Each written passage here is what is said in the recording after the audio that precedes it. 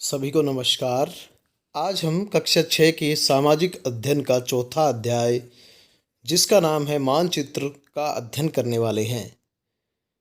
मानचित्र क्या होते हैं, ये कितने प्रकार के होते हैं और एक मानचित्र में किन किन चीज़ों का होना ज़रूरी है, इन सभी बातों का अध्ययन हम इस लेसन में करने वाले हैं। तो चलिए शुरुआत करते हैं आज के लेसन की, जिसका नाम है मानचित्र। आपने पिछली कक्षाओं में ग्लोब के बारे में पढ़ा होगा। आपने ग्लोब अपने स्कूल में या अपने घर में देखा भी होगा। ग्लोब पृथ्वी का एक प्रतिरूप होता है जो हमें बताता है कि किस तरह से पृथ्वी अपने अक्ष के ऊपर झुकी हुई है और विश्व के विभिन्न देशों की स्थिति क्या है। लेकिन जब हम पूरी पृथ्वी का अध्ययन करना चाहते हैं तो ग्लोब बहुत उपयोगी साबित होता है। लेकिन जब हम पृथ्वी के केवल एक भाग जैसे अपने देश, राज्यों, जिलों, शहरों तथा गांवों के बारे में अध्ययन करना चाहते हैं तो यह हमारे लिए उतना उपयोगी साबित नहीं होता। तो क्या ऐसी चीज़ है जो हमें ग्लोब का विकल्प देती है और ग्लोब से ज़्यादा उपयोग में हम उसको ला सकते हैं? तो यह चीज़ है मानचित्र। मानचित्र पृथ्वी की सतह या इसके एक भाग का पैमाने के माध्यम से चपटी सतह पर खींचा गया चित्र है।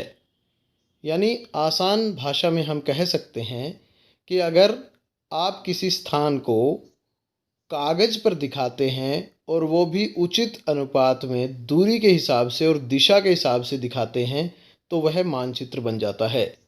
जैसे कि हम घर का मानचित्र बना सकते हैं, स्कूल का मानचित्र बना सकते हैं, प्लेग्राउंड में कहाँ कहाँ क्या है उसका मानचित्र बना सकते हैं।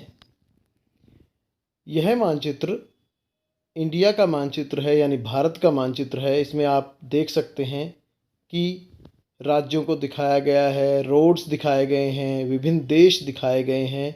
तो ये एक पृथ्वी का भाग है जिसको कागज़ पर दिखा दिया गया है। इसी को मानचित्र कहा जाता है। मानचित्र हमारी विभिन्न ज़रूरतों के लिए आवश्यक हैं।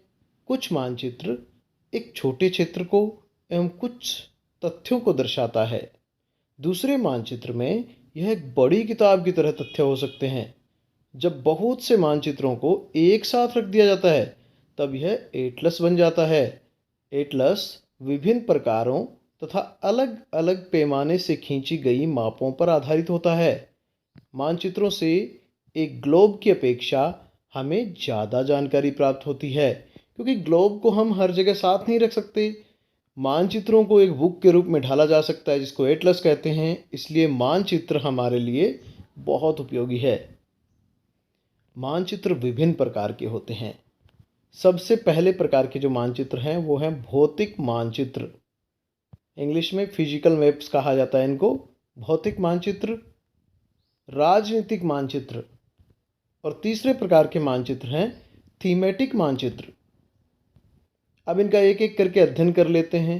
भौतिक मानचित्र।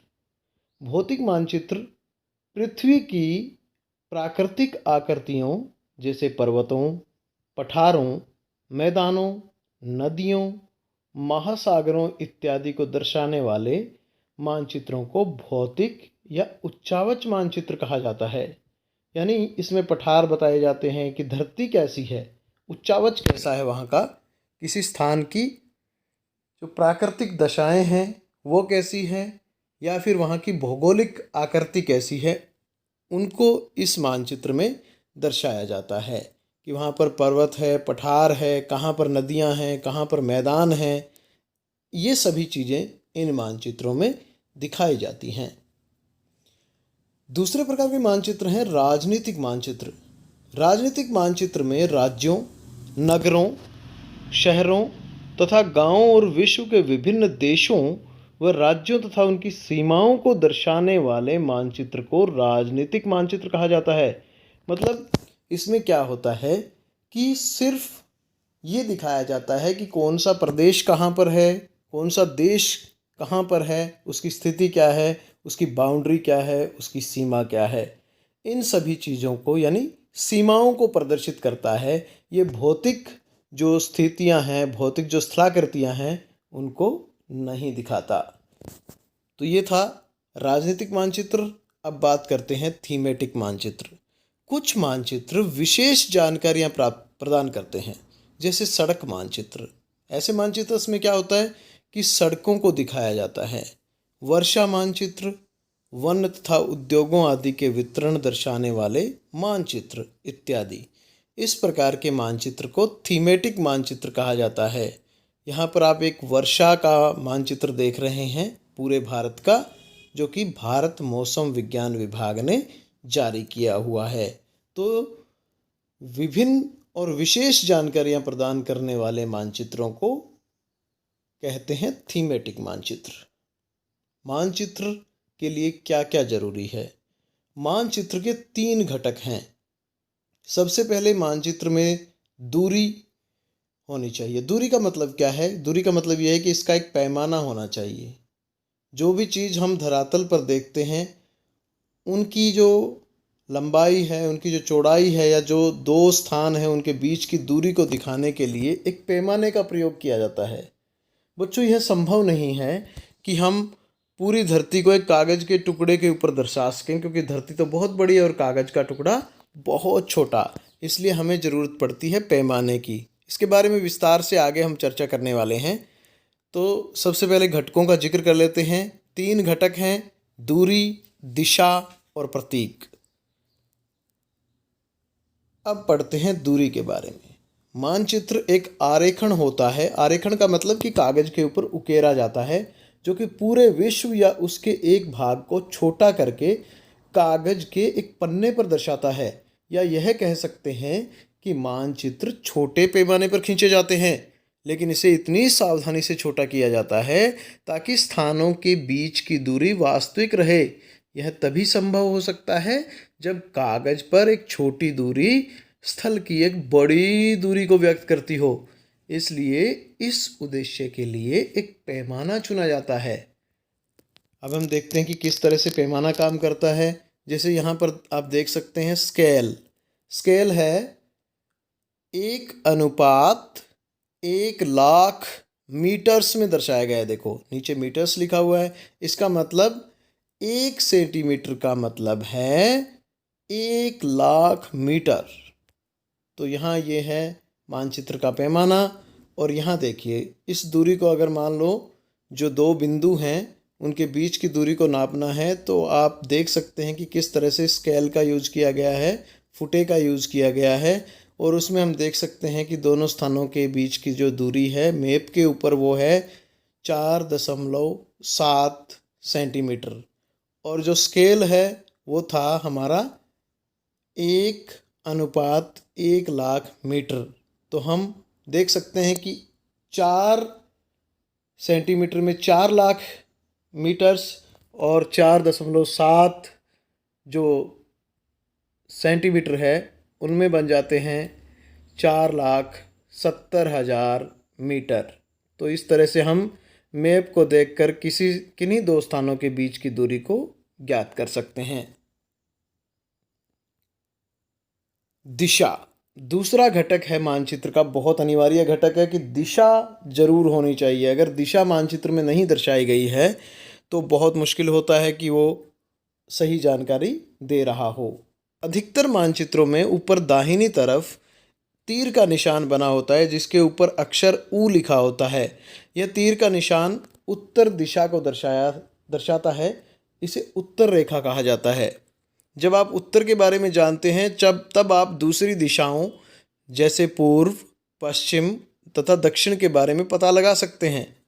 चित्र में 4 प्रमुख दिशाओं उत्तर, दक्षिण, पूर्व और पश्चिम को दिखाया गया है।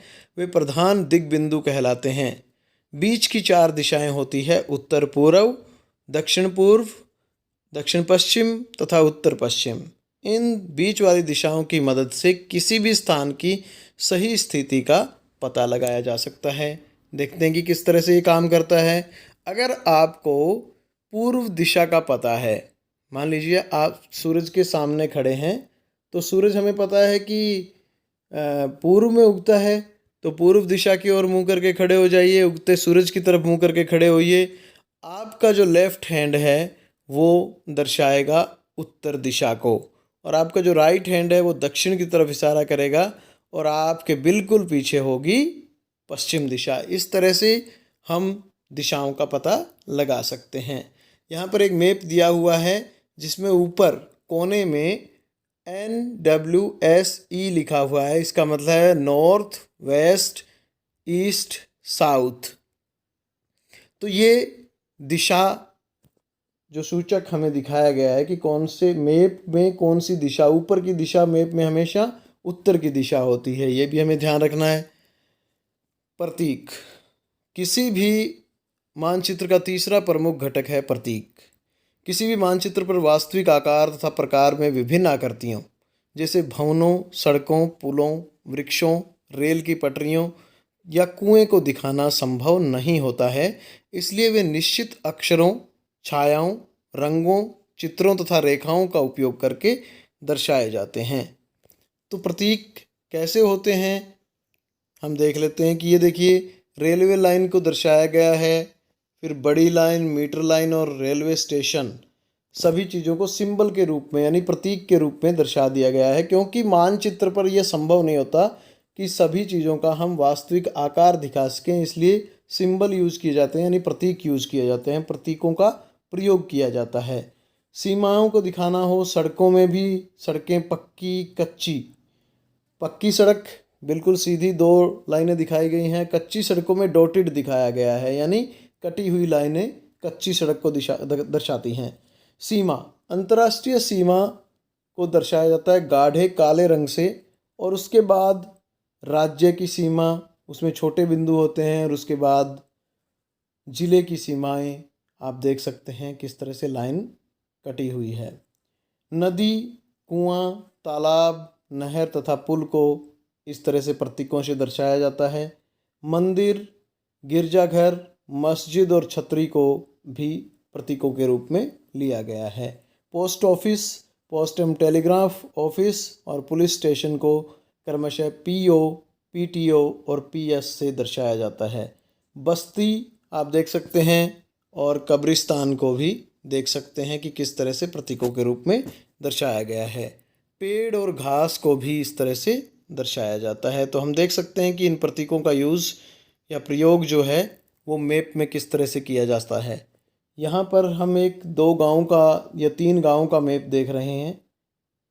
ये आप देख सकते हैं सुंदरपुर, डुमरी और वसंतपुर 3 मोहल्ले हैं। इनके बीच में एक बड़ी सड़क जा रही है, आप देख सकते हैं वाइट और ब्लैक में यानी काले और सफ़ेद रंग से जो सड़क दिखाई गई है वो है मुख्य सड़क। जो नीले कलर का जो आकृति दिखाई गई है उसमें पानी है यानी वो तालाब है। हरे भरे पेड़ दर्शाए गए हैं, और किस तरह से सड़कें और कच्ची सड़कों को भी दर्शाया गया है, और धार्मिक स्थानों को भी इसमें दर्शाया गया है। एक जगह आप स्कूल को देख सकते हैं, और एक नदी को भी इसमें दर्शाया गया है। और ऊपर इसमें देखिए जो आपका राइट हैंड साइड का कॉर्नर है ऊपर वाला, उसमें N लिखा गया है। इसका मतलब ऊपर की ओर नॉर्थ साइड है यानी नॉर्थ, उत्तर दिशा को ये दर्शा रहा है। रेखा चित्र क्या होता है? रेखा चित्र एक आरेखण है। आरेखण का मतलब होता है कि कागज़ पे किसी चीज़ को छापना या उकेरना, जो पैमाने पर आधारित ना होकर याददाश्त और स्थानीय प्रेक्षण पर आधारित होता है। इसका मतलब ये है कि इसमें पैमाना यूज़ नहीं किया जाता, पैमाने का प्रयोग नहीं होता। कभी कभी किसी क्षेत्र के कच्चे आरेखण की आवश्यकता वहाँ के एक स्थान को दूसरे स्थान के सापेक्ष दिखाने के लिए होती है। मान लीजिए आप अपने मित्र के घर जाना चाहते हैं, लेकिन आपको रास्ते की जानकारी नहीं है। आपका मित्र अपने घर के रास्ते को बताने के लिए कच्चा आरेखण बना सकता है। इस प्रकार कच्चे आरेख को बिना पैमाने की सहायता से खींचा जाता है तथा इसे रेखा चित्र, मानचित्र भी कहा जाता है। यहाँ पर हम उदाहरण देख लेते हैं। यह आपके सामने जो पेंसिल से बनाया गया कच्चा मानचित्र है, इसको हम कहेंगे रेखा चित्र मानचित्र, क्योंकि इसमें कोई पैमाना यूज़ नहीं किया गया। अब बात करते हैं खाका क्या होता है। एक छोटे क्षेत्र का एक बड़े पैमाने पर खींचा गया रेखा चित्र खाका कहलाता है। इसका मतलब ये है कि बड़े पैमाने वाले मानचित्र से हमें बहुत सारी जानकारियाँ प्राप्त होती है, लेकिन कुछ ऐसी चीज़ें होती हैं जिन्हें हम कभी कभी जानना चाहते हैं, जैसे किसी कमरे की लंबाई, चौड़ाई, जिसे मानचित्र में नहीं दिखाया जा सकता। उस समय हम लोग बड़े पैमाने वाला एक रेखा चित्र खींच सकते हैं जिसे खाका कहते हैं। तो खाका रेखा चित्र का ही एक भाग है, लेकिन इसमें बड़ा पैमाना यूज़ किया जाता है। ये आप देख सकते हैं किसी गांव का नक्शा है और इसमें इसी को कहा जाता है खाका। तो ये है खाका। तो आज के लेसन में इतना ही। नमस्कार। प्यारे बच्चों, देखते हैं आपने क्या सीखा। ग्लोब व मानचित्र में से कौन सा अधिक उपयोगी है, यानी आपको बताना है कि ग्लोब व मानचित्र में से कौन सा अधिक उपयोगी है। क्या ग्लोब को दीवार पर लटकाया जा सकता है? आपको ये बताना है कि क्या ग्लोब को दीवार पर लटकाया जा सकता है। मानचित्र का ऊपरी भाग कौन सी दिशा को दर्शाता है?